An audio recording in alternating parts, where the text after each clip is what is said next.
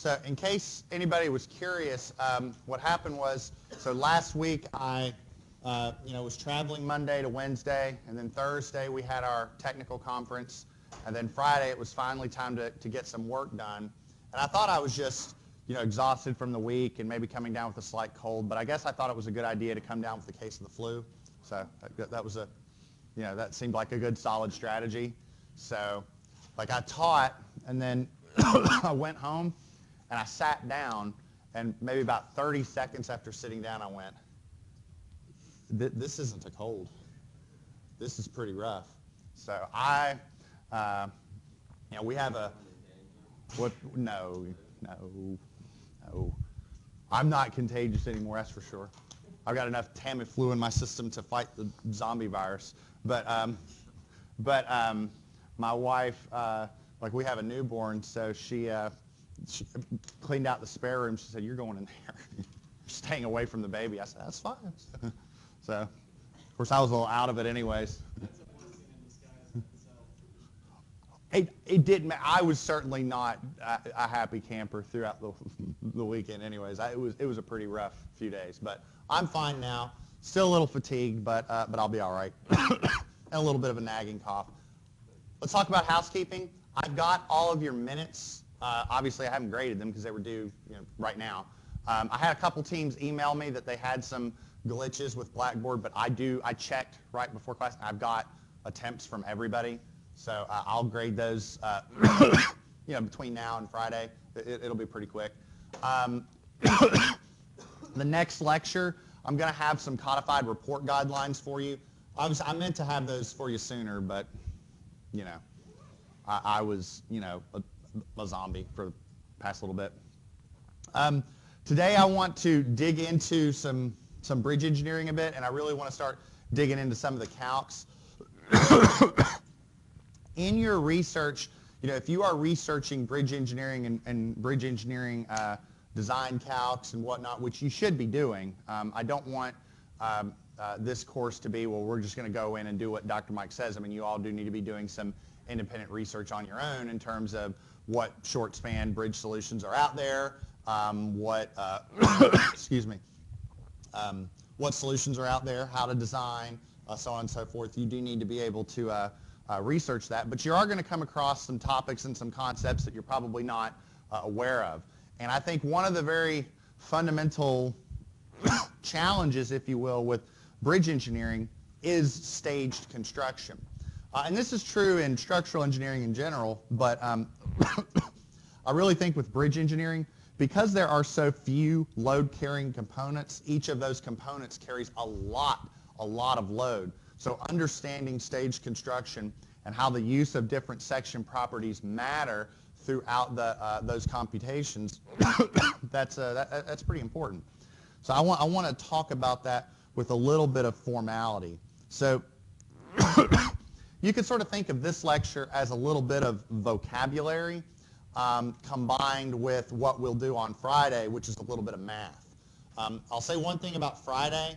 If you have access to Microsoft Excel, it would probably be a good idea to bring a laptop for Friday because we will do some Excel calcs.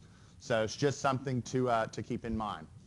Now, what I'm going to do is I'm going to talk a little bit about non-composite and composite sections and the various section properties that go along with that. So what we're talking about really is this. Now, I'm using this image here as a schematic, but I kind of want to picture in our head how a bridge gets constructed from start to finish. So let's say, for the sake of discussion, you got a river that you're crossing, and let's say that the abutments are done. So we've done all the earthwork, we've driven our piles, cast the abutments, all that stuff is done. So it's ready, it's time to actually erect the bridge, the actual superstructure. So what's the first thing that happens? Well, first thing we do is we lay the steel beams down, right? I'm using a steel bridge as an example. This really wouldn't be any different if we were talking about a concrete bridge. I just think that for the sake of terminology, because we got two different materials, it makes it a little easier to discuss. So the first thing that we do is we put the steel beams on the supports. So right off the bat, at that point, what is the load that the bridge is experiencing? It's just the self-weight of the steel, right? Now, what has to resist that load? What is holding that up? Well, the girder, but I'm talking about the bridge. Like, what's that? No. What I'm saying is the steel beam itself has to be strong enough to hold up its own self-weight. Its moment of inertia, its own stiffness, etc., right? But the key is we're talking about the steel beam itself, right? Okay, so then what happens? Well, we say, okay, let's erect our cross frames, let's put up our formwork, let's put up our overhang brackets, and let's pour our wet concrete, etc. Up until now, all those are additional loads. You know, the weight of the cross frames, the weight of the pans, the weight of the overhang brackets, the weight of the wet concrete. Those are all additional loads held up by what? The girders. The girders themselves have to be strong enough to hold up all that load. But then what happens? What happens to that concrete deck? It gets cured. It hardens up, right? It cures, okay? Now, nowadays, it's going to be highly rare for at least the span ranges that we're talking about in this course. It's going to be highly rare that you erect a girder bridge without some sort of shear connector or some sort of means of affixing the girder to the deck.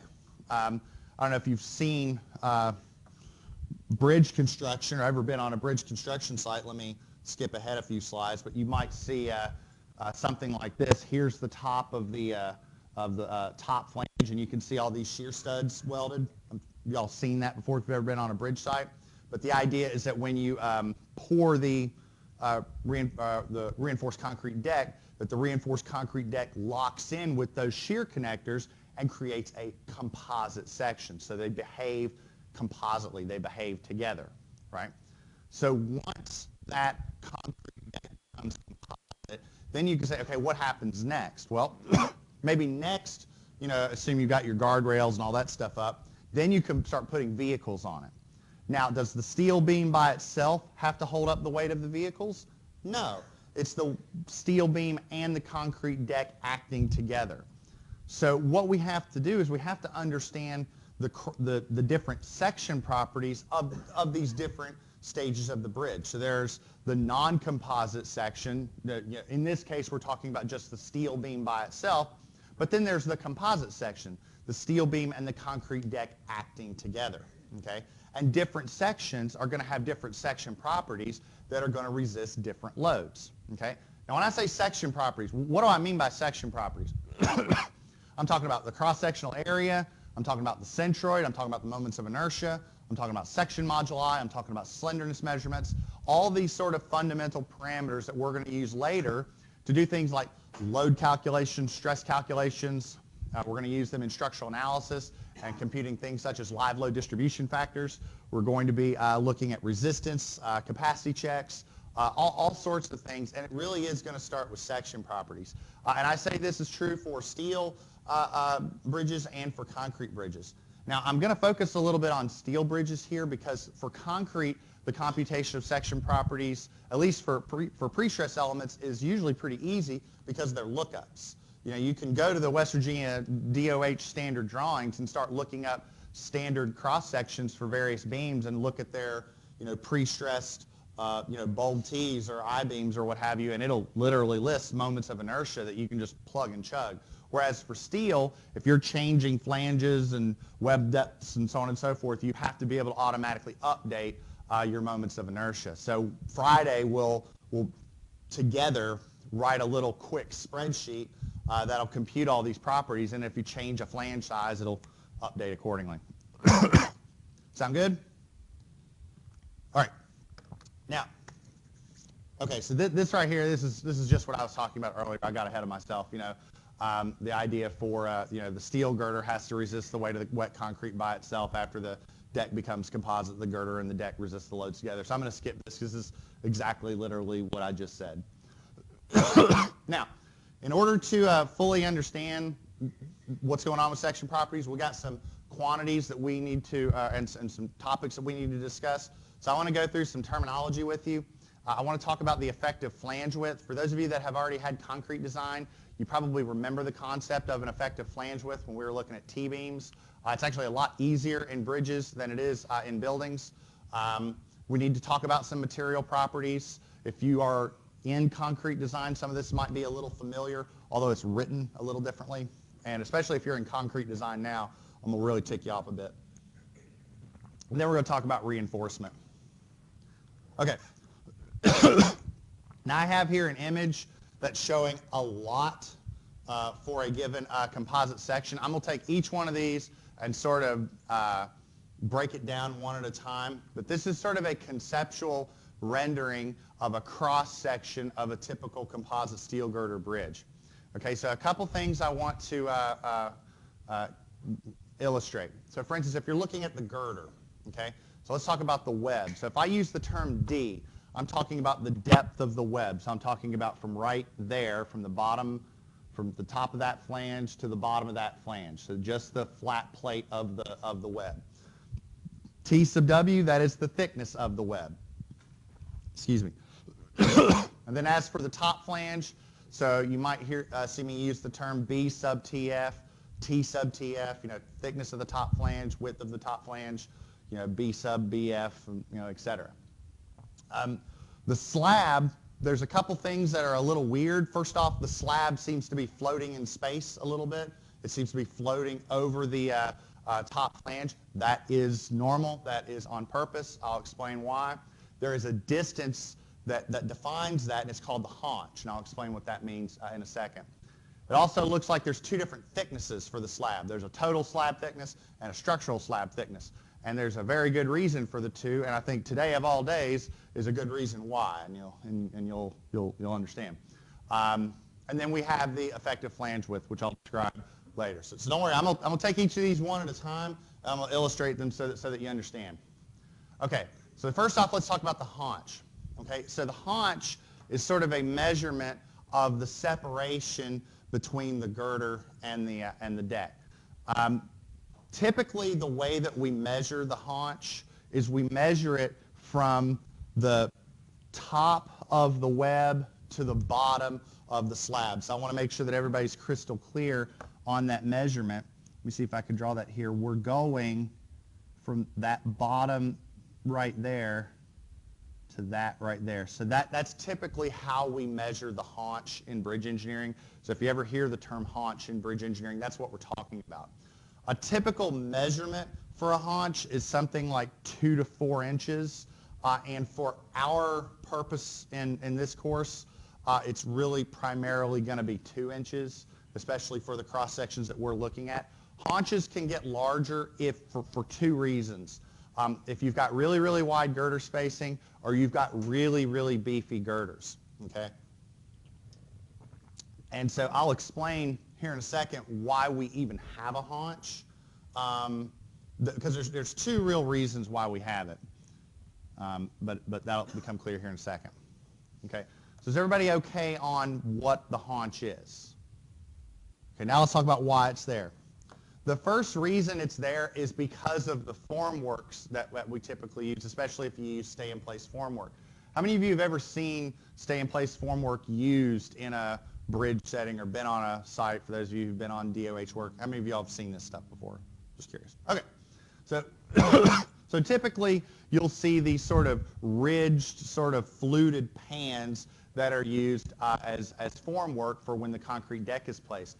And you can see right off the bat how they're formed. If you look, you can see here's the top flange, but here's the top of the form. And so it's up a little bit. So typically when we say, okay, where does the concrete deck start? We say that the concrete deck starts at the top of these flutes. So there automatically is a gap, okay? Everybody okay with that? Any questions? Now, there are other reasons as to why having a haunch is really important. Do you remember last time how we were talking about when you're designing a girder, you can use flange transitions? Y'all remember that? The idea that let's say if you have a simply supported beam, in the middle, the flange can get thicker because the moment demand gets higher, right? Well, think about this. So imagine that this is my girder. So here's my girder. And let's say here's the top flange. So here's the top flange, and then it sort of gets thicker here. Then it goes like that. I didn't do that, but I'll draw on top of it. Okay, so my question is this. How do you create a flat surface for the deck? Like, you can't just go off the top of the girder if the top of the girder changes, if the top of the girder isn't flat. Instead, what you can do is you can use your stay-in-place formwork to raise that deck to a level height. Does that make sense? So you're going to have a little bit of a gap between your girder and your deck. Now let me be absolutely clear, okay, and I want to make sure everybody's clear on this. I'm going to go back a slide. Excuse me.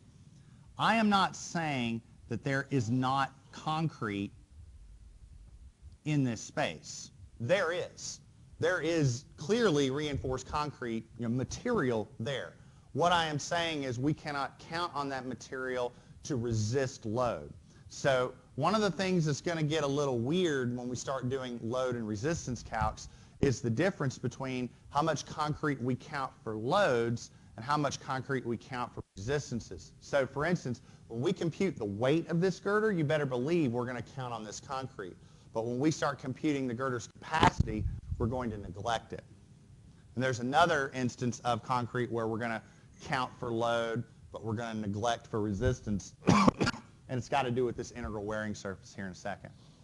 Now, before I move on, I want to make sure this concept is clear, because this is pretty important, and I want to make sure everybody's understanding what's going on and why the girder is set up the way it's set up. This is good stuff. So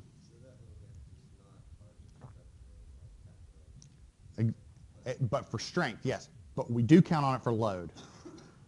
Because it's not like there's nothing there. So yeah, so you're going to have 150 pounds per cubic foot with that, we call it a fillet, that little fillet of concrete in that little space. It doesn't amount to a lot, but it can. And you're talking about you're talking about dead load weights that can get upwards of 1,200 pounds a foot, 1,500 pounds a foot. This is pretty significant. So yeah, count for every little bit. Even if it's only 10 pounds a foot, 15 pounds a foot, it all adds up. So everybody good? Okay. Now, let's talk about this term integral wearing surface. Anybody heard of that? Or have you heard the term sacrificial wearing surface? You might have heard of, so if you ever hear the term sacrificial wearing surface or integral wearing surface, it's kind of the same thing. So I want you to look at the left and the right of this schematic. So on the left, we have the total slab thickness, but then on the right, we have the structural slab thickness. What's the difference? Okay, the difference is this integral wearing surface. And so let me explain. The structural slab thickness is what we as the engineer are counting on at the end of the day to resist our forces. Okay, now typically most states are going to recommend something like an 8-inch minimum. And for the bridges that we're talking about, an 8-inch structural thickness is probably going to be just fine. Okay? The only time that you're ever going to use a deck thickness a structural deck thickness larger than 8 inches are really two instances that I can think of. One is if you've got some really wide girder spacing or some really odd geometry where you need a thicker deck to be able to hold up the girders. That is one reason that you would need a thicker deck. And then the other reason that you would need a thicker deck is for some sort of environmental consideration. So if we're out in Miami, okay, and there's going to be a lot of salt water and a lot of salt in the air, and tends to a more corrosive environment, or if you're designing a bridge out in some bay in Seattle where you've got brackish water, and so your cover requirements on your reinforced concrete go from 1.5 inches to 4 inches. Yeah, you might need a larger thickness. You might need more concrete deck just for those environmental considerations. But structurally, for the scale of bridges that we're talking about, 8 inches should be just fine. Now here's the thing. What I'm saying is that the structural thickness is what we would like to count on at the end of the day. So if we would like to count on, at the end of the day, there being 8 inches of deck that we can count on structurally, do we pour 8 inches? No, we don't pour 8 inches. We pour more than 8 inches. We pour something like 8.5 inches. Now, why would we pour more? Well, what do you think is going on today? This is what's going on today, or you would think something like this is going to happen very soon. Nah, it's a cold day. No, so the structural or the integral wearing surface or the sacrificial wearing surface is a thickness that we assume is going to wear away over the bridge's life. The codes specify what the sacrificial wearing surface is. When I say the codes, typically that's the state. So AASHTO sort of gives you some guidance and says that you need to account for it, but each state is going to have a requirement on what you should account for as a structural or a sacrificial wearing thickness. Some states are fine with a 1/4 inch. Some states are fine with a 1/2 inch. I've seen states say it has to be an inch. I think there are states that I've seen where they say you have to have an inch of sacrificial wearing surface. I thought it was a bit extreme, but their environmental and usage of their structures, it makes sense. So, excuse me. So this is what I will say. That value is in the West Virginia Bridge Design Manual, and we'll talk about that, but I'm not going to tell you really what it is in West Virginia. I'm going to make you look that one up on your own. Shucks. But the idea is that we are going to pour the deck a little bit thicker to account for some of the deck being worn away. So this is where you really got to pay attention to your bookkeeping when you're doing computations. When you're accounting for loads, you use the total thickness. So let's say for the sake of discussion, in West Virginia, it's 1 inch. It's not, but let's just say it is. I'll tell you it's not 1 inch. But let's say for the sake of discussion in West Virginia, it's 1 inch, okay? So if you want an 8-inch thick deck at the end of the day, for resistance, you use 8 inches. But when computing loads, you use 9 inches. Because that's what you're pouring at the end of the day, right? Right? Does that make sense? Everybody okay with that? All right, any questions? All right. No, absolutely. Is there a difference, like on that last quarter to the whatever that may be, the wearing surface, is there a difference in materials used, or is it just all the same pour when you're pouring that material, concrete or whatnot? That's a good question. And when we get into actual load computations, we're going to discuss that a little more in depth. There is a difference between the sacrificial wearing surface that we're applying to the normal deck as opposed to a future wearing surface like an overlay.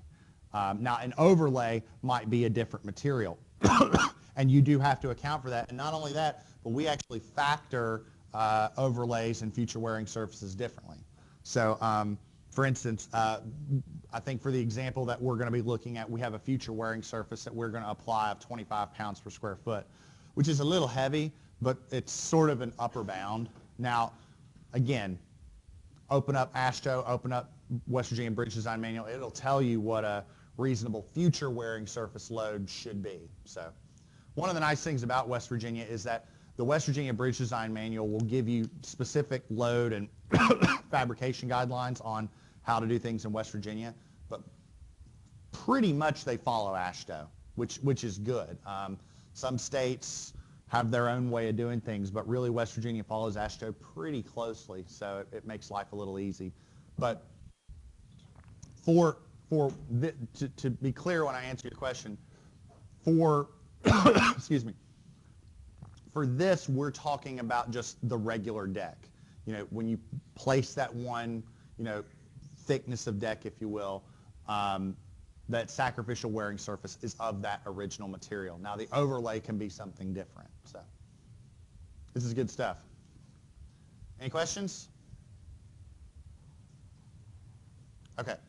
Now, another parameter that's of really significant importance is what's called the effective flange width, okay?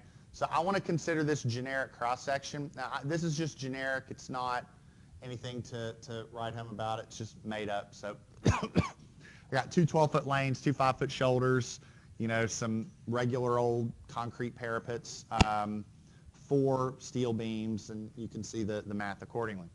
Okay. Do you all, for those of you that already had reinforced concrete design, do you remember T-beams, right? You'd have a slab, and then you'd have a series of beams coming out, and then one of the questions that you had to ask was how much of this slab is effective for that beam. Y'all remember that? Well, what ends up happening if you haven't had concrete design, or if it's been a while, just to refresh everybody, what happens if you start looking at your bending stresses, if you start modeling it out, what you see is that if you start applying load to a composite section that's sort of T-shaped, and by T-shaped I'm basically meaning like a beam and slab type configuration. You have a slab and then a series of longitudinal beams under that. What happens is that as you get further and further away from those beams, the stress in the slab starts decreasing. So the question is there a way that we can slice off a portion of that slab and say, okay, that is my cross-section that I'm going to use for composite beams? The answer is yes, and that's what the effective flange width is. It's basically just cutting off that section, saying, okay, that's good enough. Now, in concrete design with buildings, because the geometry is a little more is scaled down, and the scale of loads and resistances are a little different, the formula for the effective flange width is a little more intricate in building design. Like, remember, it was, you know, you'd take the span length divided by 4, or the web width plus 16 times the flange height, or the girder spacing. It was the minimum of those 3. I don't know if you remember that from concrete design. Everybody remember that? In here, fortunately, it is a lot easier. So if you go to the AASHTO spec, okay, now I hope that you all have at least thumbed through it. I know that it is daunting, but don't worry, we're going to take it one step at a time. We're talking about analysis provisions here, so this stuff really isn't steel design or concrete design. It's just general bridge engineering concepts. That's why you find this in Chapter 4.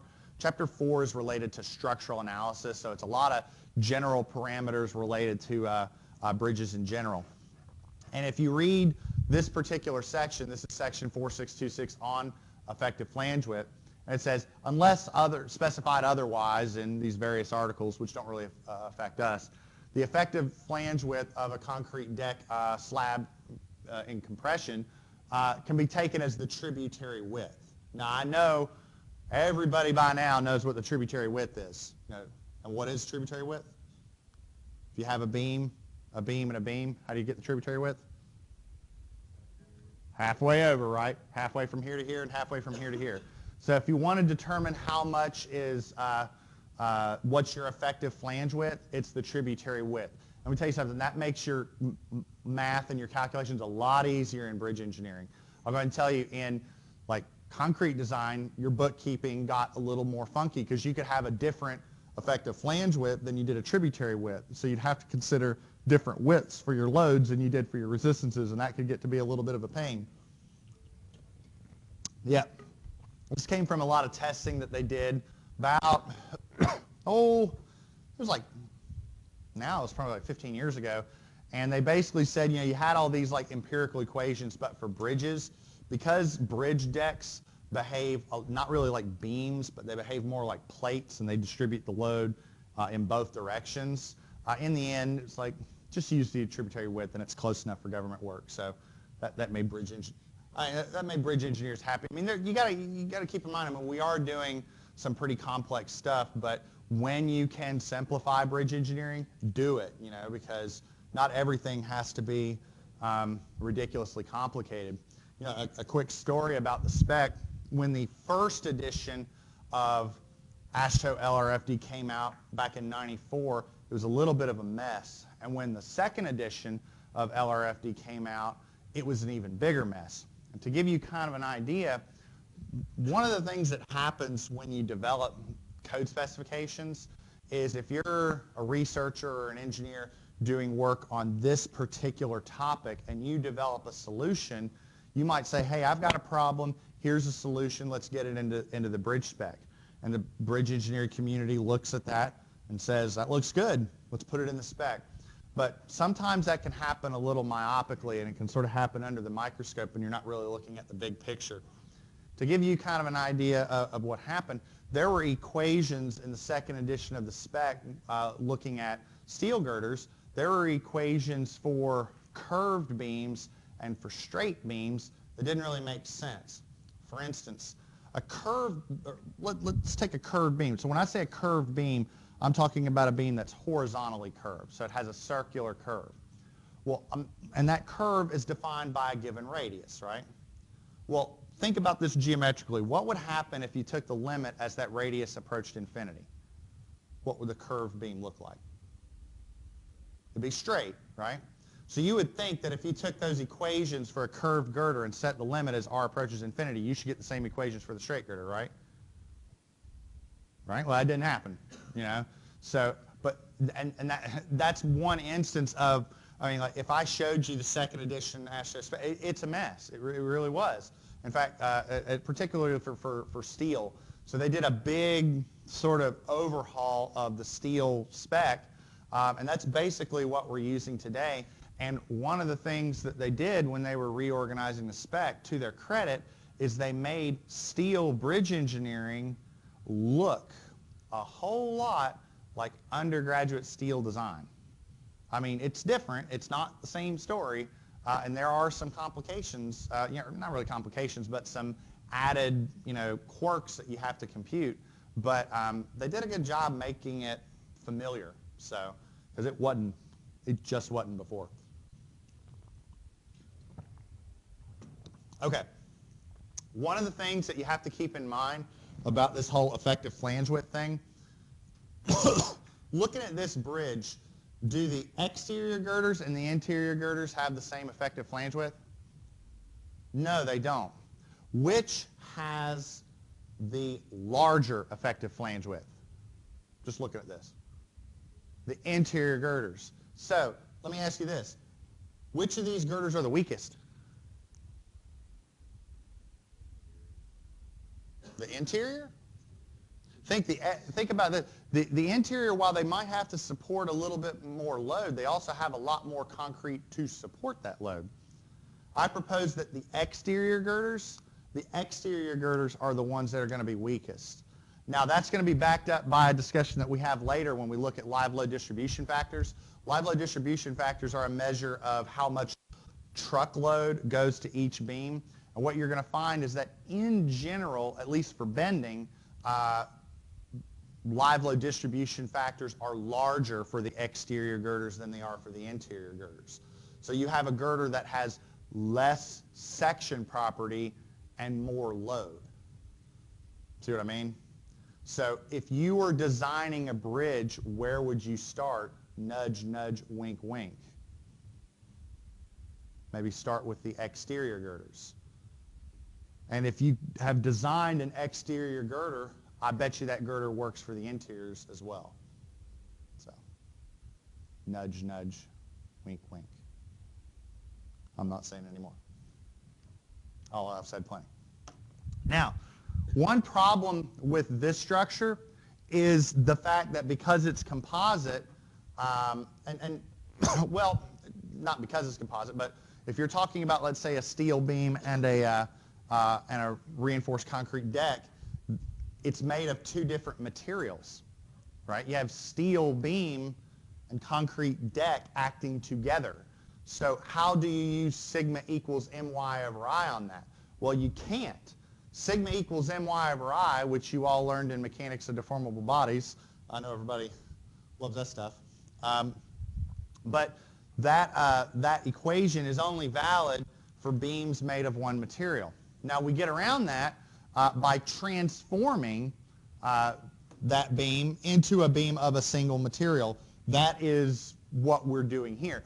Now, this is different than what we did in concrete design, and if you are in concrete design, what we will do soon.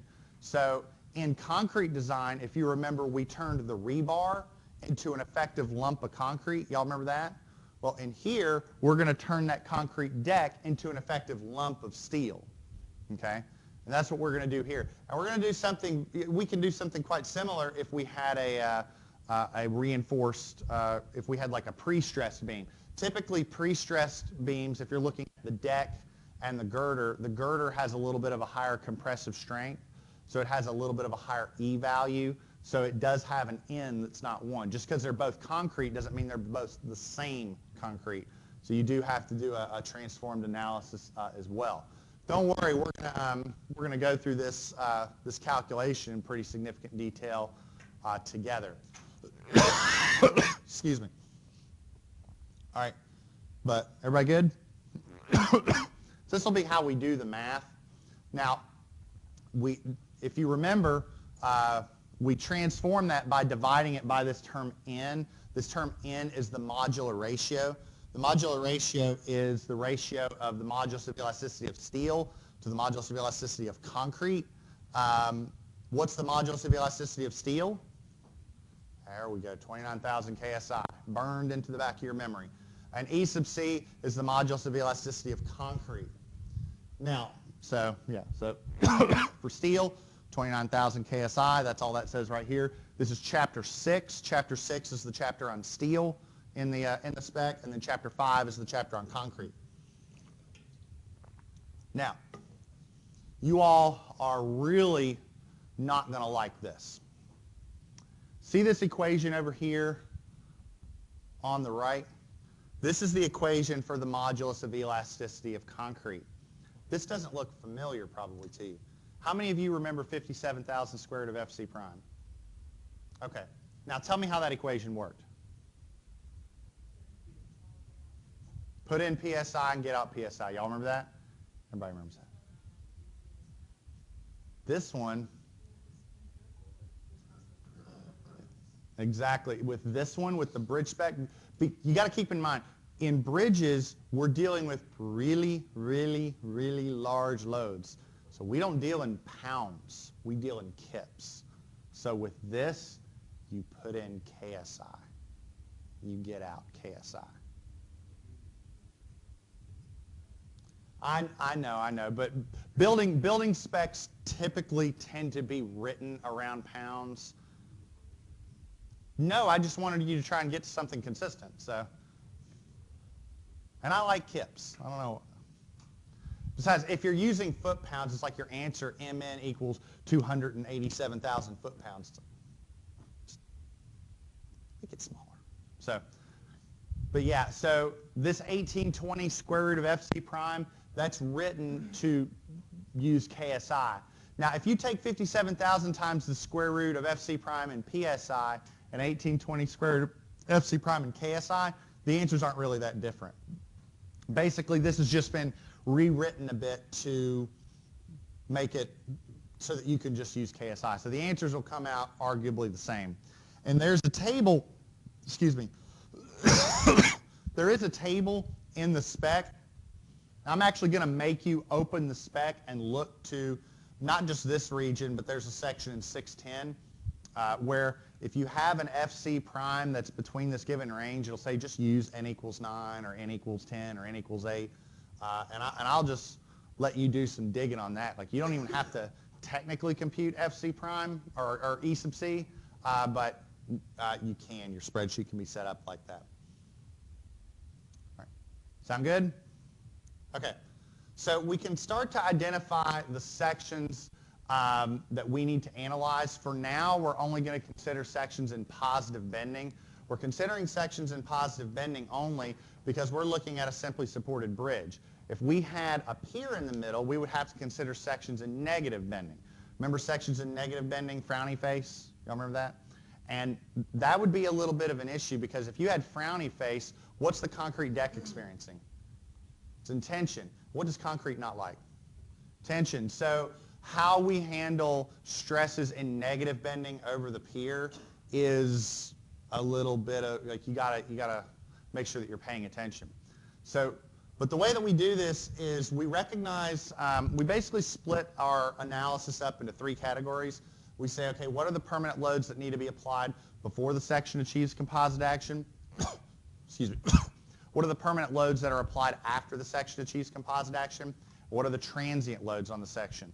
So remember, permanent loads are loads that aren't going anywhere, that are sitting still. Transient loads are loads that move. So transient loads, for our purposes, are mainly the vehicles. Now, okay, permanent loads. Permanent loads that are applied before the section achieves composite action are resisted by the non-composite steel shape, just the girder by itself. So you'd compute your moment of inertia of your girder, sigma equals my over I, and now you can get the stresses on just the non-composite section. Transient loads, transient loads such as vehicular traffic are resisted by the composite section. Now, I'm going to confuse you a little bit. These loads are applied over a short period of time. Okay? In other words, when you have a truck on the bridge, the truck's on and it's off. It's on and it's off. And even if the truck is broke down, because it has a flat tire, it's not like it's going to be on there for 75 years. That's a long time for a truck to be on a bridge. DOH needs to get some wreckers out there and get that one out of there.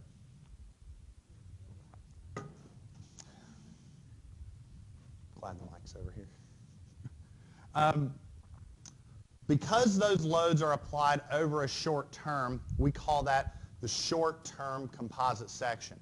And so we take our effective deck and we divide it by N to generate the short-term composite section. Now, there are permanent loads that are applied after the girder becomes composite. And so the permanent loads that will be applied after the girder becomes composite are things like the future wearing surface that you were mentioning, utilities. So if you have light poles or something like that, they would be applied to the girder after the girder becomes composite and whatnot. And what we do for those is we apply those to a composite section, but we apply them to a long-term composite section. Now, we don't divide that concrete deck by N, we divide it by 3 times N. So why the difference? Well, one of the things about concrete is that over time, its properties change, okay? So I don't know, I think I know I mentioned this in reinforced concrete design at some point, but I might have mentioned it in materials, but have you all heard of the concept of creep? There's a term creep popped up. So just to recall everybody's memory, so creep is what happens when you get a change in deformation with no change in force, okay? So an example I can think of, it's a little gross, but imagine if you had like a piece of chewing gum, okay? You had a piece of chewing gum and then you had it in your hand and you attached like a small weight, almost like a fishing counterweight to it. Over time, if you just sat there and held it, it would just stretch and stretch and stretch. But the weight wouldn't increase, but what's happening is the gum is still giving out. It's giving out because the gum is undergoing a creep type deformation. And so concrete does the same thing, albeit much more slowly and again, over, not as dramatically. But we account for that effective creep by reducing that effective width, not by N, but by 3 N. So that's why we do that for any permanent load applied after the deck becomes composite. So for positive regions, we have 3 bending regions, 3 sections that we have to consider. And so we have a non-composite one, we have a short-term composite, and a long-term composite. And really, we have 2 of each of these because we have a short-term composite for the interior girder and a short-term composite for the exterior girder. And then a long-term composite for the interior girder, long-term composite for the exterior girder. Does that make sense? That's what I was just talking about. Like short-term is like the truck, just it's on and it's off.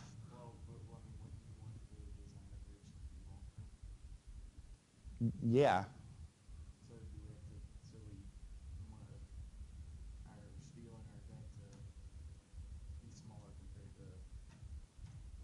What I'm saying is this. I'm saying that you're using the section that is resisting the load that you're looking at.